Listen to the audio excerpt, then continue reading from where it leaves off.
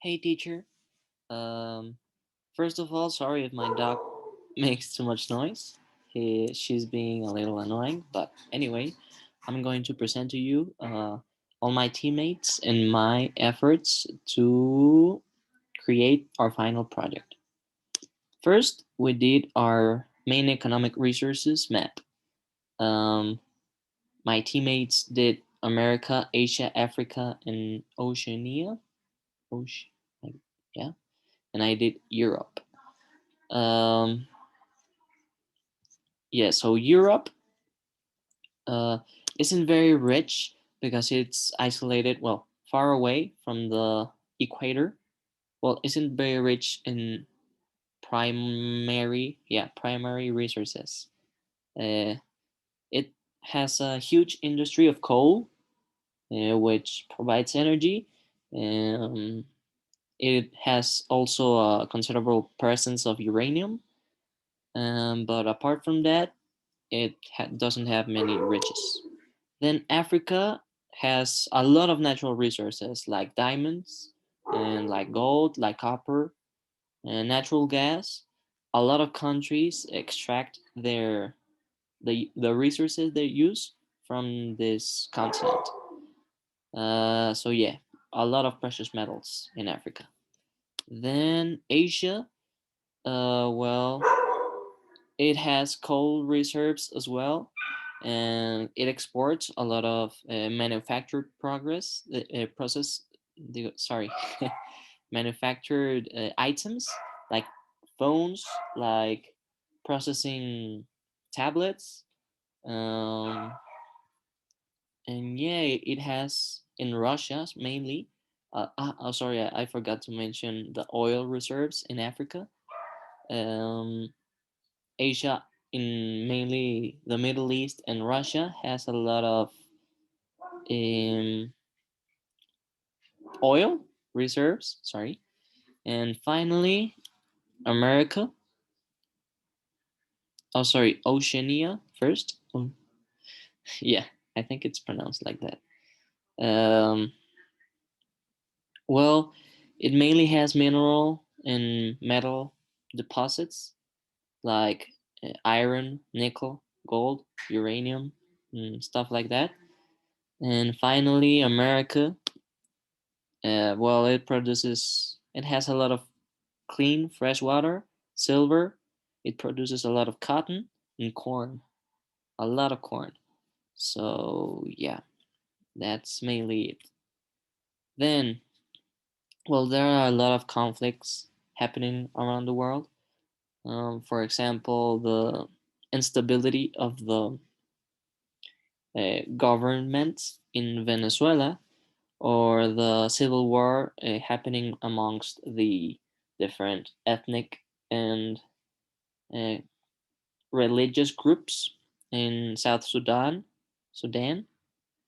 Um, what else? There are a lot of disputes in the South China Sea because it is an area of a lot of commerce, and well, nobody wants to share their routes or their docks. In India and Pakistan, they've been battling for a long time for the division of their, well, region, territory. There's a fought over area with a lot of resources and culture, which, well, it's currently in battle, in war. Um, the Israeli-Palestinian conflict, which has been happening for a while now. Um, well, it mainly has to do with religion and territory, which they both claim is theirs. Um, what else?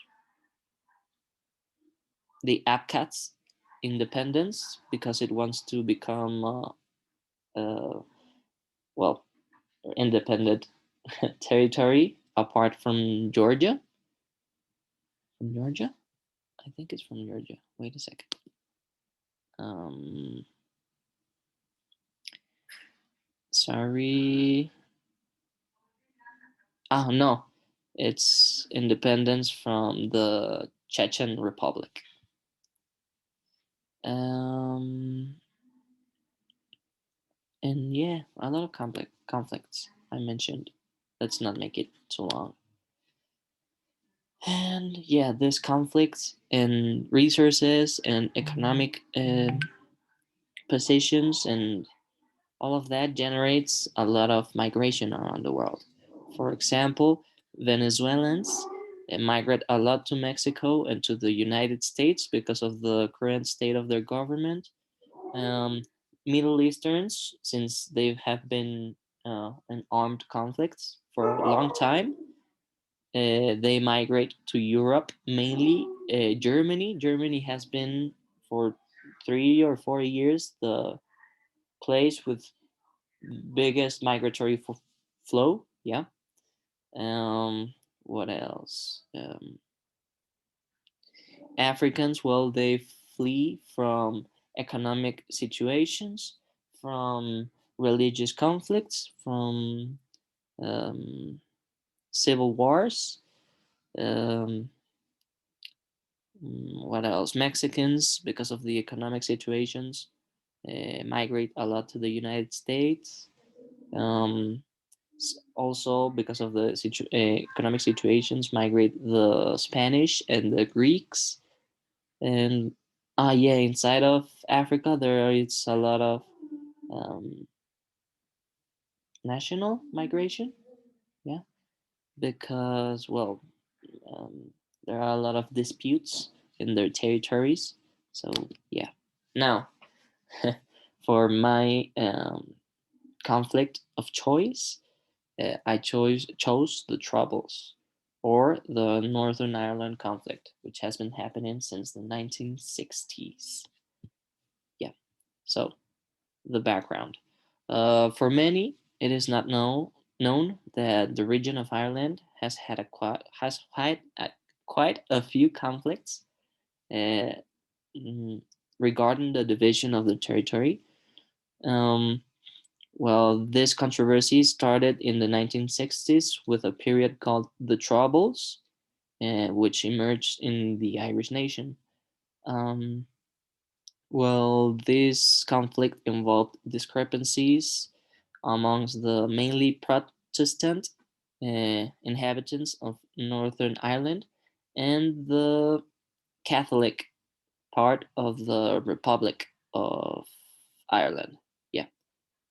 Um, As the United Kingdom is mainly Protestant as well, they support and back the Northern Ireland side and their Protestant members, but their Catholic members, well, they disagree with the government. Well, disagreed in the past with the government with their discrimination uh, here, and so this led to a battle between the conservative Protestants and the liberal Catholics, resulting in the creation of paramilitary armed groups.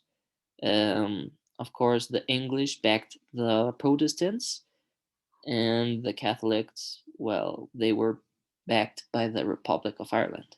Yes. Um, these struggles remained about for about 30 years until the UK issued a treaty called the Good Friday Agreement. Um, this split the nation into, well, Northern Ireland into two parties, which were mainly Protestant and the other one mainly Catholic, so that the population's interests were properly represented.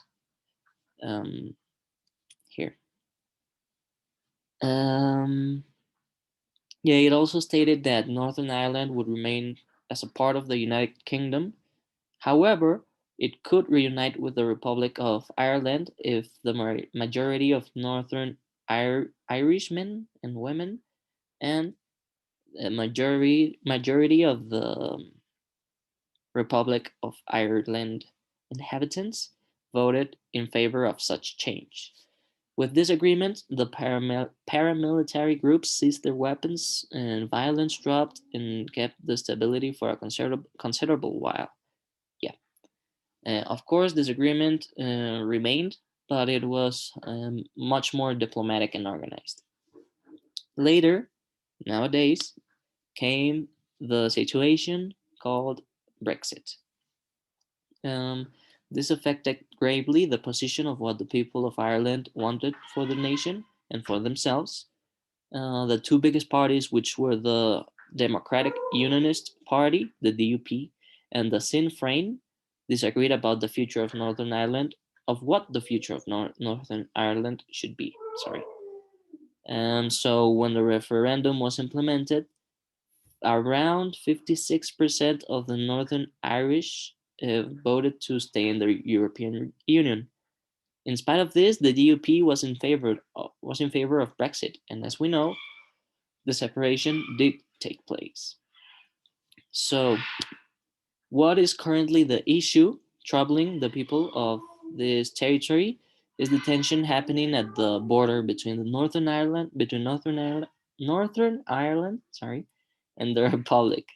There have been issues there in the past, mainly during the climax of the Troubles, due to the contrasting, ideals amongst the inhabitants of these territories. However, the problem these days is not so much as a difference of ideals, but um, political and economical division. Because when the UK left the European Union, the Republic of Ireland remained as a member, and so it keeps its support, currency, values, military, and ideals. This has led both the European Union and the United Kingdom to strengthen security and vigilance in this border, as well as tighter and stricter commerce regulations and migration policies and requirements. So it is pretty tense around this border, and the governments of these two nations or groups, sorry, my dog, they are worried that yeah, that this will cause the past ideals and conflicts to reemerge. So it is something to be cautious about. And that would be all. Thank you, teacher.